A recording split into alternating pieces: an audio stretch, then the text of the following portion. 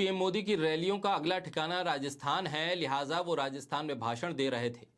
उस वक्त राहुल गांधी अमेरिका में थे। पीएम मोदी के भाषणों में 2014 के पहले वाले मुद्दे ही नजर आ रहे हैं। हर चुनाव के दौरान दिए गए भाषण को ही रिपीट होता हुआ देखा जा सकता है, यानी कि उनका हर भाषण रिपीट वर्जन है। राहुल गांधी अमेरिका में आज के मुद्दों पर बात कर रहे थे, आज के भारत पर बात कर रहे थे, पीएम मोदी पर बात कर रहे थे और गोदी मीडिया और बीजेपी के नेता राहुल गांधी पर बोल रहे थे।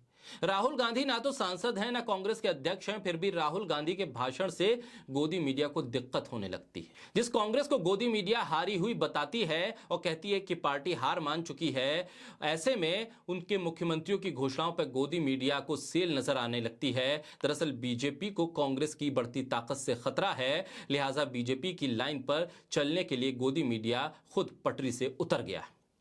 बोलता हिंदुस्तान पर मैं हूं आपके साथ फिर शाकिर अली बेग। राहुल गांधी के विदेश जाते ही सारे गोदी मीडिया और कांग्रेस के विरोधी क्यों बेचैन हो जाते हैं? 3,500 किलोमीटर की भारत जोड़ो यात्रा, कर्नाटक, डिलीवरी बॉयज के साथ लंच और सिटी बस का सफर, कोचिंग में पढ़ने वाले छात्रों से चर्चा, ट्रक वालों के साथ चंडीगढ़ तक की यात्रा।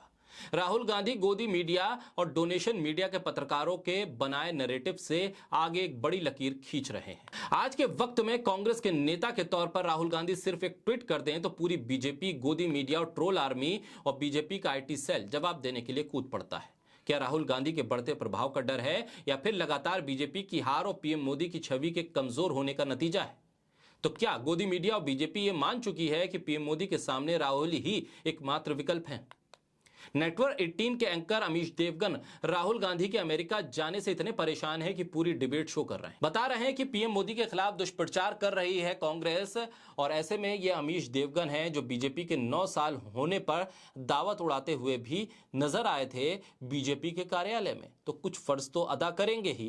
कभी डीएनए तो कभी ब्लैक एंड व्हाइट करने वाले, दिल्ली वालों को मुफ्तखोर और जाहिल बताने वाले सुधीर चौधरी तो आजकल बची खुची पत्रकारिता को भी तिलांजलि दे चुके हैं और खुले तौर पर ट्रोल के तौर पर काम कर रहे हैं।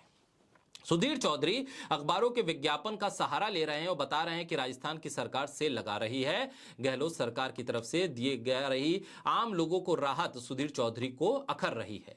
बता रहे हैं कि सरकार नहीं, सेल चल रही है, लेकिन इन सुधीर चौधरी को मध्य प्रदेश के शिवराज सिंह चौहान के ऐलान नहीं दिखाई देते, न सुनाई देते हैं। शिवराज सिंह चौहान तो चप्पल, साड़ी, जूता और छतरी बांट रहे हैं, उस पर सुधीर चौधरी का कोई ट्वीट नहीं आता है। सुधीर चौधरी को हिमाचल, कर्नाटक समेत कई राज्यों में बीजेपी की फ्री के वादे ना तो सुनाई दिए और ना दिखाई दिए, क्योंकि पार्टी के लिए प्रचार की तरह पत्रकारिता करने वाले, गोदी मीडिया के सुपारी पत्रकारिता करने वाले सुधीर चौधरी इसी काम के लिए जाने जाते हैं। एक और गोदी मीडिया के एंकर हैं अमन चोपड़ा, जो अपने शब्दों से नफरत को बढ़ावा देते हैं। उनको भी राहुल गांधी के अमेरिका के भाषण से दिक्कत हो रही है। आधे अधूरे वीडियो को सुनकर अमन चोपड़ा इतने बेचैन हैं और नफरत भरे बैठे हैं कि अत्यधिक चरण वंदना चाटुकारिता कही जाती है, ये भी गोदी मीडिया के एंकर शायद भूल गए। एक पत्रकार निष्पक्ष होना चाहिए, ये ज्ञान पत्रकारिता की पढ़ाई करते समय तो इन पत्रकारों को मिला होगा, लेकिन गोदी मीडिया के एंकर पत्रकारिता नहीं, पार्टी के लिए समर्पण सीख रहे थे उस दौरान जब वो पत्रकारिता के किसी कोर्स में एडमिशन ले चुके थे।